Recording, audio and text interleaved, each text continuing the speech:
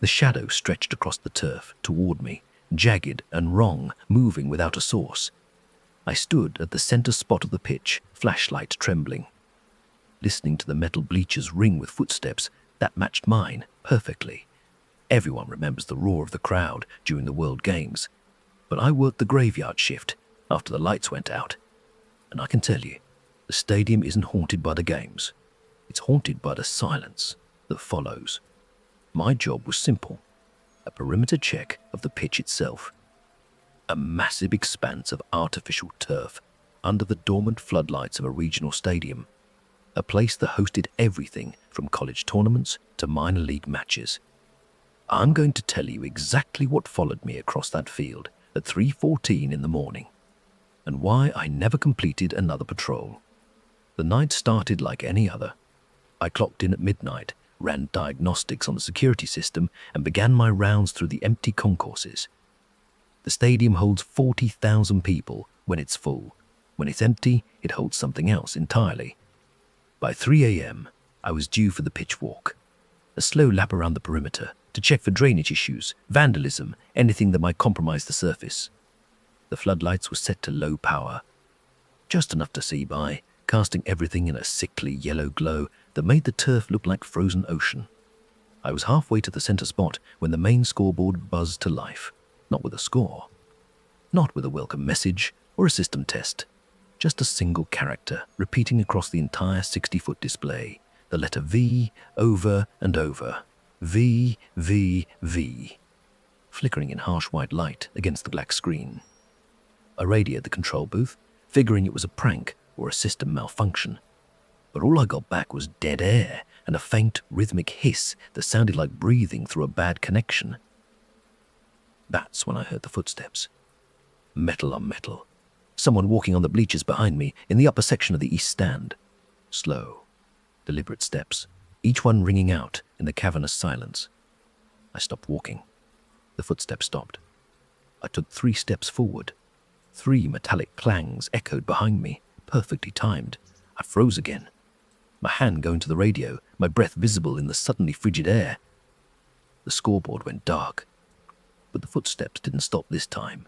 They continued descending, growing louder, closer, moving down the bleacher rows toward the pitch level. I turned my flashlight toward the stands, sweeping the beam across hundreds of empty seats, and saw nothing. No movement, no figure, just the relentless sound of boots on metal, now accompanied by a dragging noise, like something heavy being pulled across the concrete steps. I should have left. Every instinct in my body screamed at me to run, but I was trained to investigate, to verify, to document. So I walked toward the center spot, toward the source of the sound, my flashlight cutting through the damp night air that clung to the field like fog. That's when I saw it. Not a person, not an animal, a shadow, but not mine.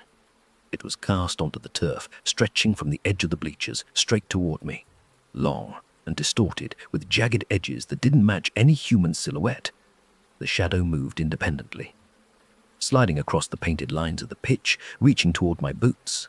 I panned my flashlight around, searching for the light source that could cast such a thing, but the only lights were above me, and they would never create a shadow at that angle. The footsteps stopped, the dragging sound stopped, and in the absence of noise, I heard something worse. Breathing. Deep, wet, labored breathing, coming from directly behind me. I didn't turn around. That's the part people don't believe when I tell this story. The part that sounds like cowardice. But I knew, some part of me understood on an animal level, that if I turned around, if I looked at whatever was standing behind me on that pitch, I wouldn't leave the stadium. Not walking, not whole. So I walked, steady, practiced, eyes forward, back toward the players' tunnel, the only exit from the field.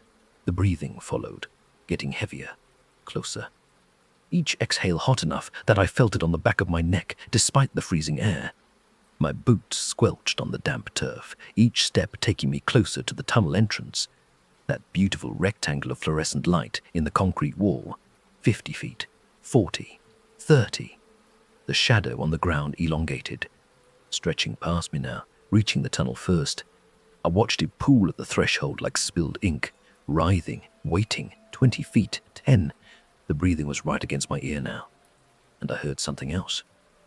A low, grinding sound, like metal scraping against bone. I crossed the threshold, grabbed the heavy iron security door, slammed it shut with every ounce of strength I had, and threw the bolt home, my hand shaking so badly I could barely grip the lock. For 10 seconds, there was silence. Then came the pressure, a steady, immense weight against the other side of the door, pressing inward, testing the bolt. Not frantic, not angry, patient. The metal groaned. I backed away, my radio crackling with that same rhythmic hiss, and I heard my own voice coming through the static, distant, distorted, saying words I wasn't speaking. "Let me in! Let me finish the walk!" I ran. I left my post, left the tunnel, left the entire building, and I didn't stop until I was in my car with the doors locked and the engine running. I sat there, shaking, watching the stadium's dark silhouette against the night sky, waiting for my shift supervisor to call and scream at me for abandoning my duty. The call never came. When I finally went back the next morning to turn in my report and resign, the security office was in chaos. Every monitor, every single screen in the entire surveillance system was etched with the same symbol, not displayed. Etched, burned into the glass itself like acid, the letter V. The shift supervisor told me it was an electrical surge, a power fault. He didn't mention the door. He didn't mention my radio silence. He just handed me my final check and asked me not to discuss the malfunction with anyone outside the company. But I saw the way he looked at the monitors. I saw the maintenance logs he wouldn't let me read. And I knew what I'd always suspected. It wasn't the first time the stadium had asked for something. I still drive past that stadium sometimes, on my way to my new job across town. The scoreboard is visible from the highway. And every once in a while, late at night, when the place should be empty and dark, I see it light up.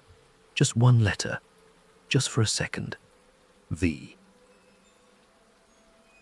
The letter wasn't random. It never is. But before we decode what the stadium wanted, let me show you what lives beneath it. The handprints on the shower floor weren't human. The fingers were too long, stretching toward the drain like they were trying to pull themselves through. I was stationed in the subterranean level of the home team locker rooms, 3 floors below the pitch, in a space that smelled like decades of mildew, sweat, and ozone. My job was inventory and cleanup, counting jerseys, checking equipment, making sure nothing walked off during the chaos of game days. It was mindless work, the kind you do on autopilot while listening to podcasts and watching the clock. The night shift down there was always unsettling. The fluorescent lights hummed at a frequency that made your teeth ache. The air was heavy, humid, like being inside a lung, and the silence was never quite complete. There were always sounds, pipes ticking, ventilation rattling, the building settling. You learn to ignore it, but you can't ignore a shower turning on. It was just past 2 a.m. I was finishing the jersey count, marking numbers on my clipboard, when I heard it. The distinct hiss of water hitting tile, echoing from the far end of the shower stalls. Then came the voice, a low, distorted hum, tuneless and wrong, like a melody played through a broken radio, all minor keys and warped frequencies. I called out, "Stadium security! State your business." The humming stopped instantly. The water kept running. I approached the stalls, my badge clinking against my vest, boots squeaking on the damp concrete floor. The humidity was worse near the showers, thick enough to choke on, and the temperature had dropped at least 10 degrees. My breath misted. In a basement. In August, I pushed open the stall door. The shower was bone dry, not just off, dry. The tiles were ice cold to the touch, frost forming in the grout lines. And the air was so heavy with static electricity that every hair on my arm stood straight up. My flashlight beam scattered in the charged air, fracturing into tiny prisms.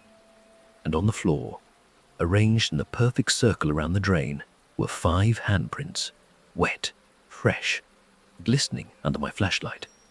But the fingers were wrong. They were impossibly long, stretched like taffy, each one extending 8, maybe 9 inches from the palm, trailing toward the drain in thin, slick ribbons that looked more like ink than water. I crouched down, not touching them, just staring, trying to make sense of the shape. The angle was wrong too, like whatever left them had pressed down from above, fingers pointing inward, reaching for the drain with desperate intention. The static in the air intensified. I heard a soft crackle, then a wet, sliding sound, like something moving through the pipes beneath the floor. I didn't reach for the drain. I didn't investigate further. I backed out of that stall, locked the locker room door from the outside, and radioed it in as a mechanical failure. Plumbing issue.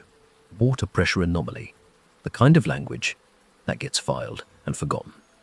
But I know what I saw, and I know what I felt when I looked at those prints. Recognition.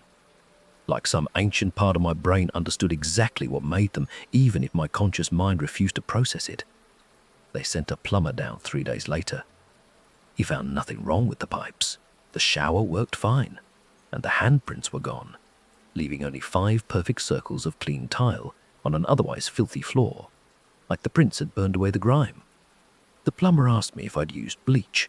I told him no. He didn't ask anything else, but I started keeping records, incident reports that didn't make it into the official logs. Timestamps of strange occurrences that got marked as equipment malfunctions or user error. I wasn't the only one filing them. 3 other night shift workers had reported the same shower stall, same hum, same freezing air. None of those reports exist in the system anymore. I checked. Someone's been erasing them, scrubbing the record clean. And the only people with that level of access are stadium management. And whatever security contractor they hired to keep night shift horror stories from becoming public knowledge, I still work in their stadium. Different section now. I requested a transfer away from the locker rooms, and they granted it without question, without asking why. That should have been my first clue that they already knew. Every Tuesday, at exactly 2:47 a.m., I hear the shower turn on. I'm 3 floors away now, up in the concourse offices. But the sound travels through the ventilation system. A faint hiss, followed by that distorted minor key hum. I don't go down there anymore. I don't investigate. I just mark it in my personal log, add it to the archive I'm building, and wait for my shift to end. But sometimes, when I'm alone in the office, I hear that wet, sliding sound in the pipes above my head. And I know it's not plumbing, it's not mechanical, it's something that lives in the infrastructure. Something that uses the stadium's veins and arteries to move, to watch, to reach through the drains and vents toward anyone unlucky enough to be working the graveyard shift. The handprints were a message.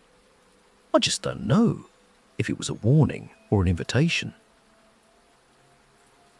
Mechanical failure. That's the phrase we use to bury the unexplainable.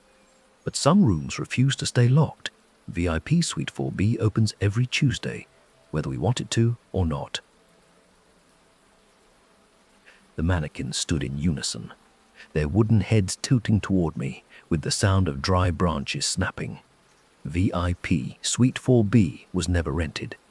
The keycard access had been disabled years ago. During a renovation, that was never completed, and the elevator that serviced it was supposed to be locked on the ground floor. But every Tuesday at exactly 2 a.m., that elevator descended to the basement level, its doors opening onto the service corridor where I conducted my rounds. My supervisor called it a wiring glitch. Old infrastructure, nothing to worry about. But I knew better after I saw what was inside. The first time it happened, I was passing the elevator bay, running my standard patrol route, when I heard the motor engage above me. The cables creaked, the car descended, floor indicators lighting up in sequence.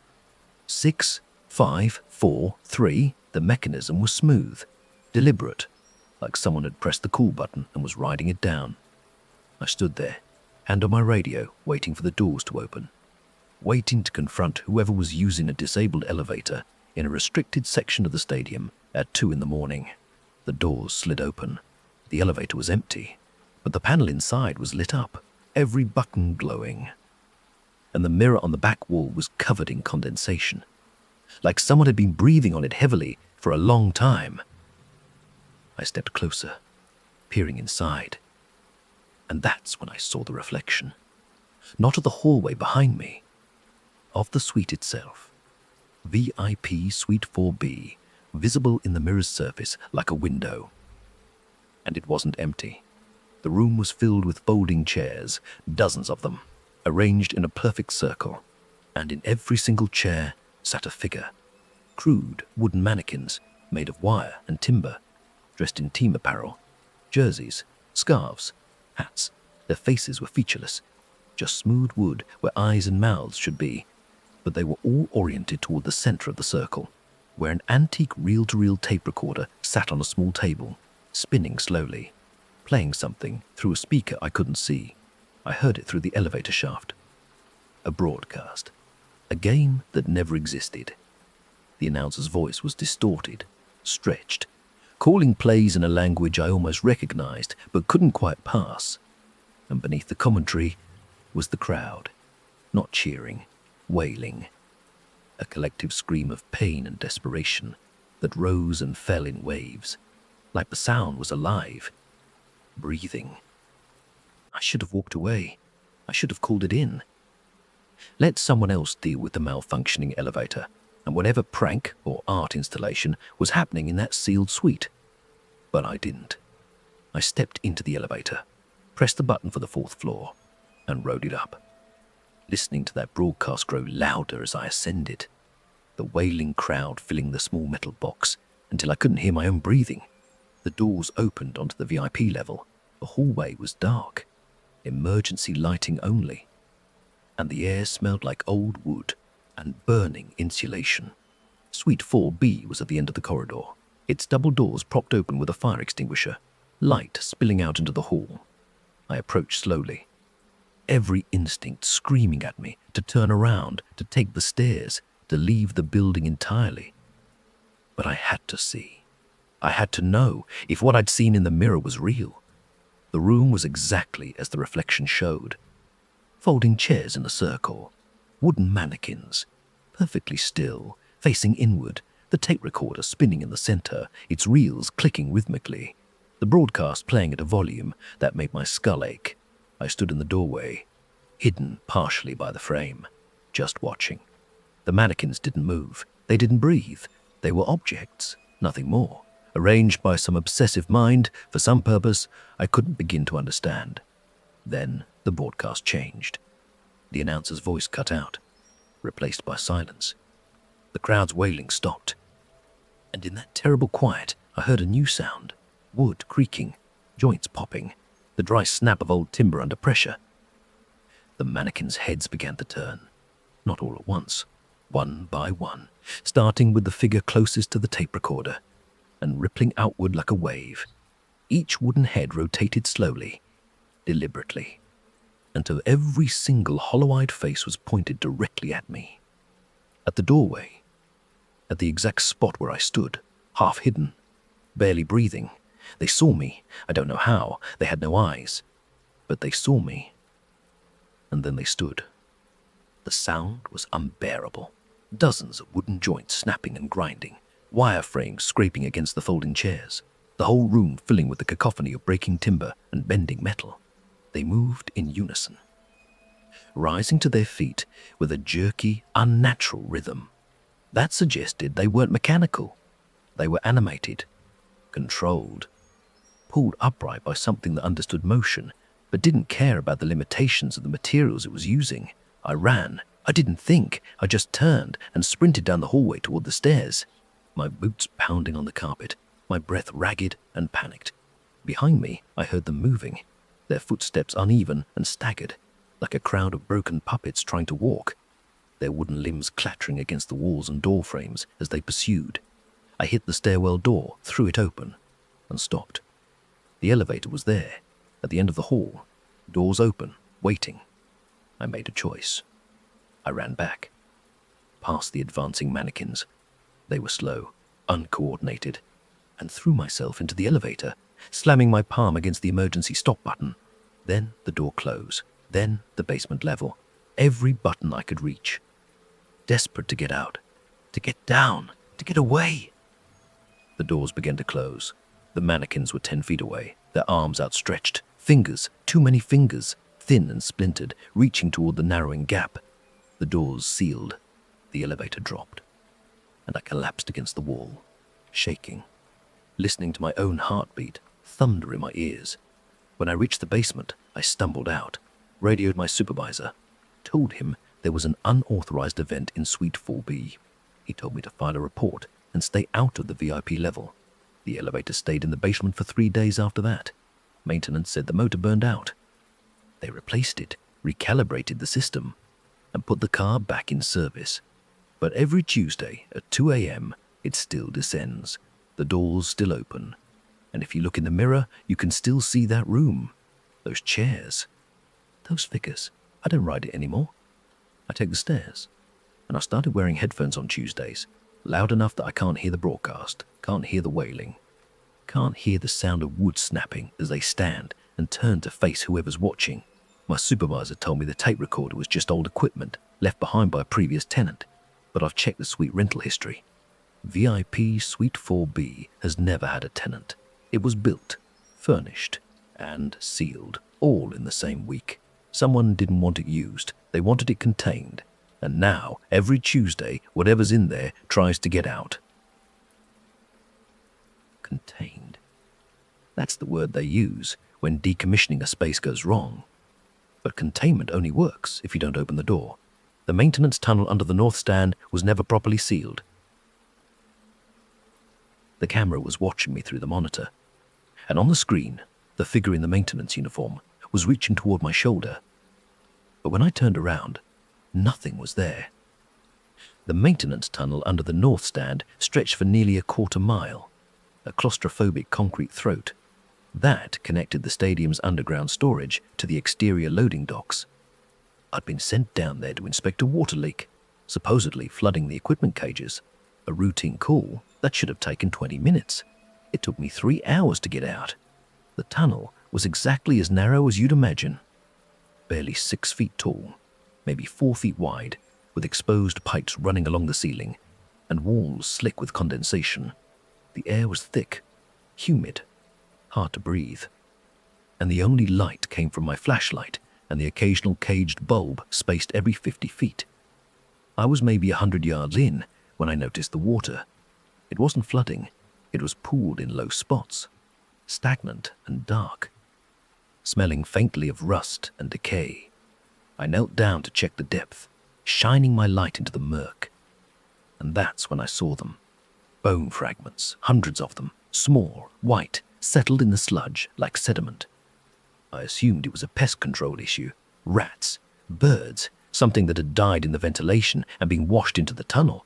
But the pieces were too uniform, too clean, like they'd been sorted.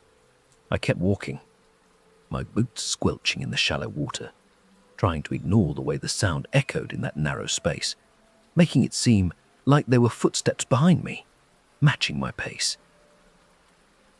The main valve was at the deepest point of the tunnel, where the concrete walls narrowed even further, and the ceiling dropped to barely 5.5 feet.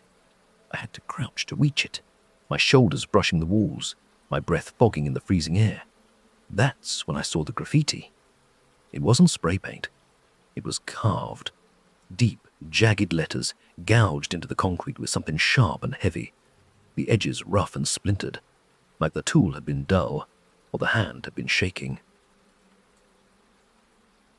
The stadium is a grave.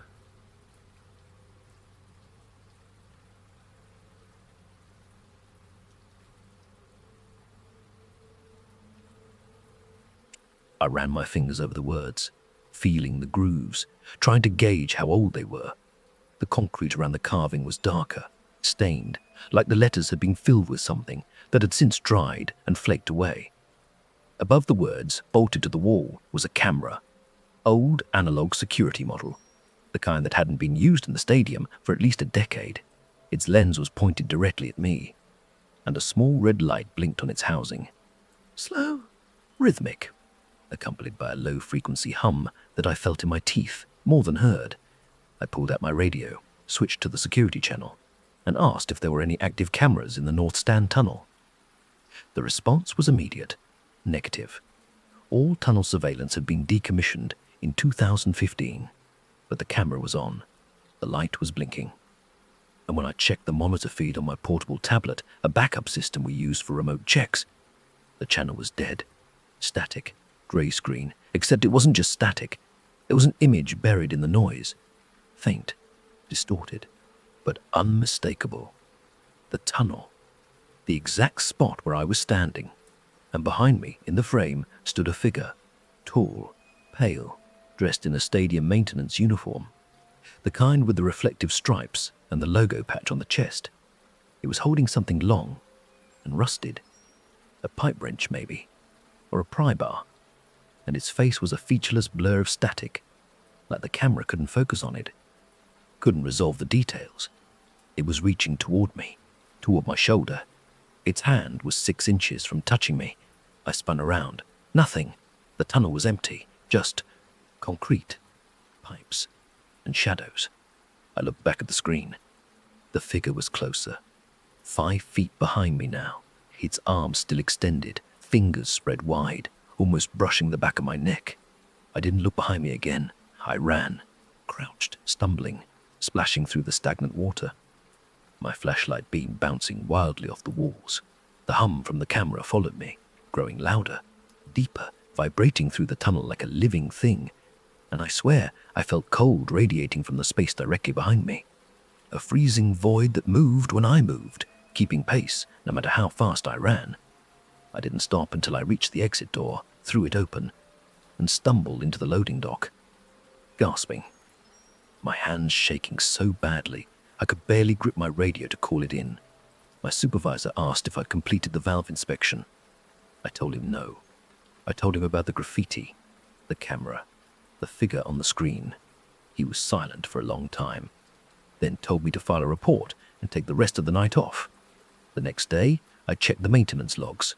There was no record of a camera installation in the North Stand tunnel, no work orders, no equipment inventory. According to the official documentation, that camera didn't exist. But I went back. I had to. I needed to see if it was still there, if the graffiti was real. If I'd imagined the whole thing in the oxygen-starved air of that claustrophobic space. The camera was gone. The wall where it had been bolted was smooth, unbroken concrete, no holes, no anchors, like it had never been there. But the graffiti remained. The stadium is a grave, carved deep, impossible to miss. And in the water, in the exact spot where I'd seen the bone fragments, there was a single object, a maintenance uniform patch, soaked and rotting, with a name embroidered on it that I didn't recognize. I looked it up. The name belonged to a worker who disappeared in 1998. He'd been sent into the North Stand tunnel to repair a gas leak and never came out. They searched for 3 days, found nothing, and eventually sealed the tunnel from both ends. Except it wasn't sealed, it was accessible. I just walked it. I submitted the patch as evidence.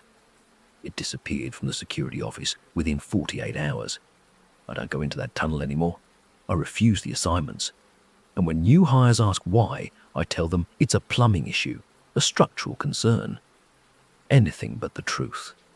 Because the truth is this: the stadium is a grave, and some of the dead don't stay buried. They work the night shift. They watch through cameras that shouldn't exist, and they reach for you through screens, waiting for the moment when you turn around and see them standing where nothing should be. I didn't feel a hand on my shoulder that night, but I felt the cold. I felt the space where it stood, the void it created in the air, the absence of warmth and life that radiated from its presence. And I know with absolute certainty that if I'd turned around one more time, if I'd looked directly at it instead of through the screen, I wouldn't have made it out of that tunnel. The camera is watching someone else now. I just hope they're smart enough not to look back. Every tunnel has a history. Every sealed door was closed for a reason. But the final file is different. It's not about what we found in the stadium. It's about what the stadium found in us. My own voice whispered through the PA system. It's your turn to play. It was the final patrol of my contract. My last night working security at the stadium before transferring to a corporate gig across the city. I'd done 3 years of graveyard shifts, 3 years of walking empty concourses and checking locked doors.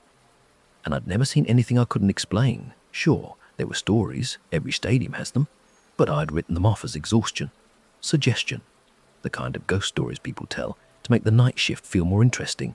I should have listened. The stadium was completely silent that night. No events scheduled. No cleaning crews. No maintenance. Just me and the building. A tomb of concrete and steel settling into the early hours of the morning. I sat in the control room on the 3rd floor, watching the monitors cycle through camera feeds, sipping cold coffee, counting down the minutes until 6 a.m. At 4:17, every camera switched to the same feed, not static, not an error screen, a single unified image, the center spot of the pitch, filmed from the upper deck. Looking down at the empty field, the angle was wrong. None of our cameras were positioned that high, but the image was clear, stable, like someone had placed a new camera just for this moment.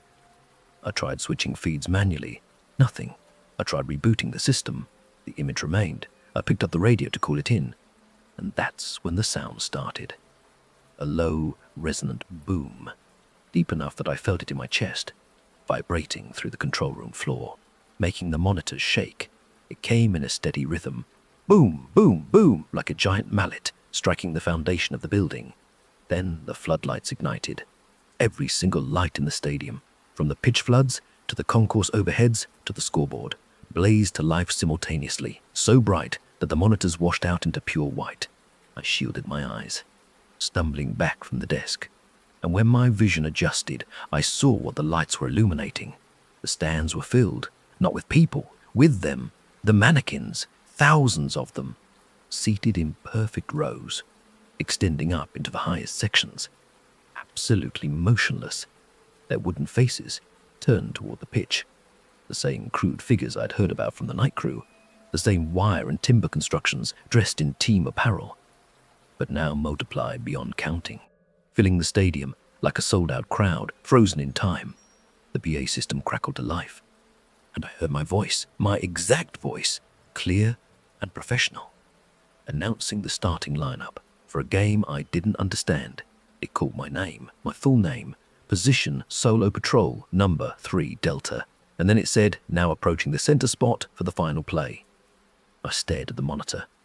On the screen, a figure had appeared on the pitch, a person in a security uniform, walking slowly toward the center, their posture stiff, movements jerky, like they were being pulled by invisible strings. It was me. I was watching myself on the screen, even though I was still in the control room, 3 floors up, nowhere near the field. The mannequins started to applaud. The sound wasn't hands clapping, it was wood splintering. Thousands of wooden limbs striking together in unison. A deafening cacophony of breaking timber that grew louder, faster, building into a frenzied rhythm that shook the walls. The control room glass cracked, spiderwebbing from the corners, and I backed toward the door, my hands fumbling for the handle. It was locked from the outside. I pulled. I slammed my shoulder against it. I kicked. The door didn't budge. The applause continued. And on the monitor, the figure on the pitch, the thing that looked like me, reached the center spot and stopped, turning slowly to face the nearest camera. Its face was blank, smooth, featureless wood where my eyes and mouth should be. The applause stopped. Every light in the stadium cut out simultaneously, plunging the building into absolute darkness. The only illumination came from the monitors, still showing that single feed, now focused tightly on the wooden figure's face.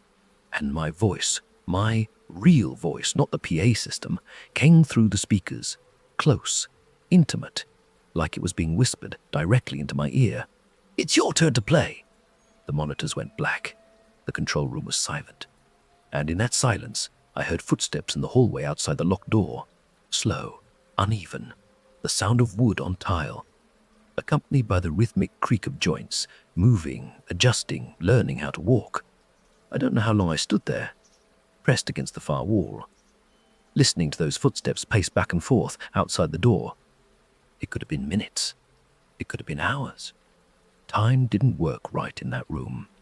The darkness was too complete, the silence too heavy. When the lights finally came back on, it was 6:03 a.m. The door was unlocked. The monitors showed normal feeds, empty stadium, empty pitch, everything exactly as it should be. I walked out. I didn't run. I didn't panic. I just walked, calmly, professionally, down the stairs, through the concourse, out to the parking lot. And I got in my car and drove away.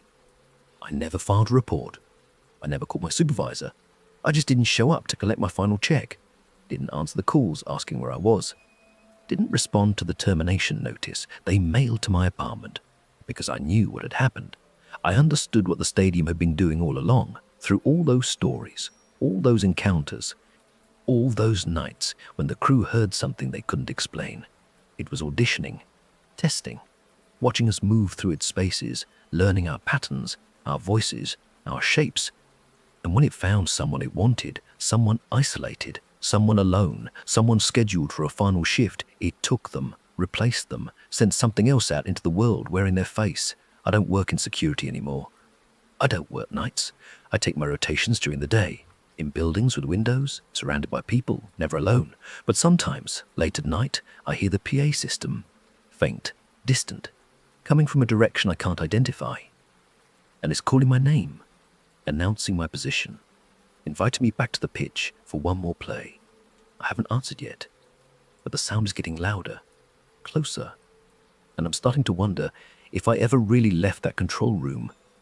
If the thing that walked out, that drove away, that's been living my life for the past 6 months, is really me, or if I'm still standing at the center spot, wooden and still, waiting for the final whistle to blow. The archive closes, but the stadium never sleeps. If you've worked the night shift, if you've heard the sounds we don't report, submit your file, and before you leave tonight, click the next video. The truth is waiting in the dark.